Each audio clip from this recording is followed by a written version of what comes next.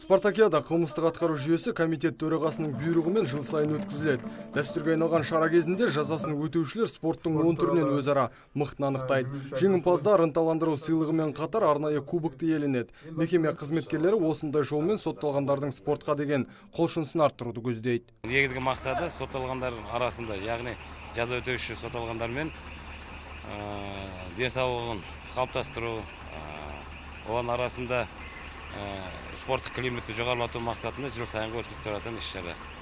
Одан да басқа өзіміздің мекеме бастығының жоспарымен бекітілген сотталғандар арасындағы спорттық іс-шара, көптік мәдени шаралар сенбі, демалыс және мереке күндері ұйымдастырылып үнемі өткізіп тұрады. Түзеу мекемесіндегі спорттық ойындардың өтуіне Шымкент қаласының білім және спорт бөлімі жыл сайын қолдау көрсетеді. Олар биылда сый-сияпаттарын алып ашылу салтанатына қатысты. Жезтаңдай әншілер сотталғандарға көтеріңкі көңіл күй тарту етіп, қошеметке бөленді. Ал шараның өтуіне атсалысқан колония қызметкерлері арнайы алғыс хатқа ие болды. Сізге бұқаралық спортты дамытып, жазасын өтеушілер арасында спартакиада ұйымдастырып, қаламызда спортты дамытуға үлес қосып жүрген үшін алғыс білдіремін. Шымкент қаласының Денішкі спорт бөлімі басшысының міндетін атқарушы Намазбай Абдықұлов. Спартакиадаға кез келген сотталушы қатыса алады. Олар өздері таңдаған спорт түрінен жекелей немесе команда құрамында өнер көрсетеді. Мәселен, білек күшін сынағысы келгендер қол күресіп немесе кіртасын көтереді.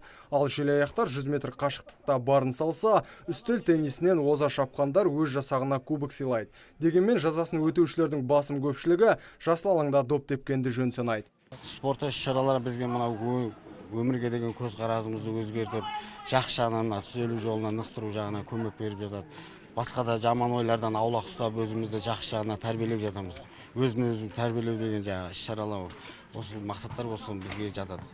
Аталған іс-шара қыркүйек айына дейін жалғасатын болады. Осы уақыт аралығында командалар бекітілген кестеге сай өнер көрсетеді. Шара соңында жеңімпаз атанғандарға кубокпен ынталандыру сыйлығы табысталады. Нұрсұлтан Тұрысбеков, Мұрат Адинаев, Абзал Тұрабеков, ТВК телеарнасының жаңалықтар қызметі.